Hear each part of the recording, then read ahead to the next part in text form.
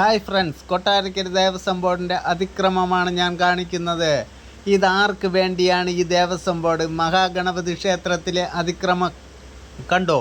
ഈ കാണുന്ന സാധനങ്ങളെല്ലാം ബീഹാറികളും ബംഗാളികളും ആസാമാരും കിടക്കുന്ന ആ റൂമിനകത്ത് കാണിച്ചു വെച്ചിരിക്കുന്നതാണ്. മദ്യക്കുപ്പികളും ബിയർ കുപ്പികളും കൊണ്ട് നിറഞ്ഞ വെറും വൃത്തികെട്ട ഒരു മുറിക്കകത്താണ് നമുക്ക് തരുന്ന ചന്ദനം, ഭസ്മം, കരിപ്പൊട്ട്, പായസം, ഉണ്ണിയപ്പത്തിൻ്റെ കൂട്ടുകളും എല്ലാം ചെയ്യുന്ന ഇവന്മാരാണ്.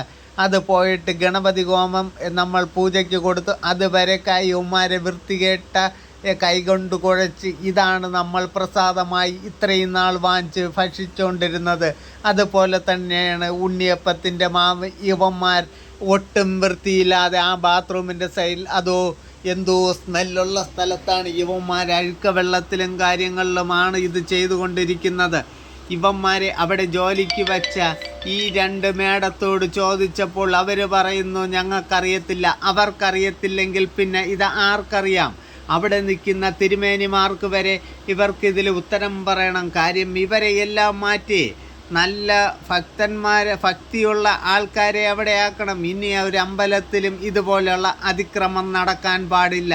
അതിനായി ഈ ബംഗാളികളെയും ബീഹാറികളെ ആസാംകാരെയും ഇനി ഒരു ക്ഷേത്ര പരിസരത്ത് പോലും ഞങ്ങൾ കയറ്റത്തില്ല. അതിനി ഒരു മാറ്റവുമില്ല. അതുകൊണ്ട് ഞങ്ങൾക്കിതിന് വ്യക്തമായ ഒരു മറുപടി കിട്ടിയേ പറ്റത്തുള്ളൂ.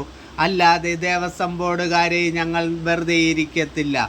ഈ കൊട്ടാരക്കര മഹാഗണപതി ക്ഷേത്രം എന്ന് പറയുന്ന ഞങ്ങളുടെ അഭിമാനമാണ്, ഞങ്ങളുടെ ഹൃദയമാണ്, ഞങ്ങളുടെ ചങ്കാണ്, ഞങ്ങളുടെ മുത്താണ്.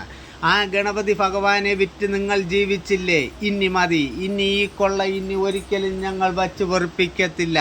ഞങ്ങളുടെ ഗണപതി ഭഗവാനെ വിറ്റ് ജീവിച്ച് ഇത്രയും കാലം നിങ്ങൾ പൈസ ഉണ്ടാക്കി. ഇതുപോലെയാകുമല്ലോ മറ്റുള്ള ക്ഷേത്രങ്ങളിലും. ഞങ്ങൾ തരുന്ന സാമ്പ്രാണിത്തിരിയും വിളക്കെണ്ണയും നെയ്വിളക്കുമെല്ലാം ഇവിടെ യുവമാരുടെ മുറിയിൽ കൊണ്ടുവന്ന് മറ്റുള്ള കടയ്ക്ക് ടെൻഡർ വിറ്റ് നിങ്ങൾ കാശുണ്ടാക്കിയില്ലേ? ഇനി ഒരിക്കലും നടക്കത്തില്ല മക്കളെ. ഞങ്ങൾ ഒരിക്കലും നിങ്ങളെ അനുവദിക്കത്തില്ല. ഒരു കാരണവശാലും ഞങ്ങൾ ഇനി മിണ്ടാതിരിക്കത്തില്ല. ഇതിനൊരു ഉത്തരം കിട്ടിയേ പറ്റത്തുള്ളൂ.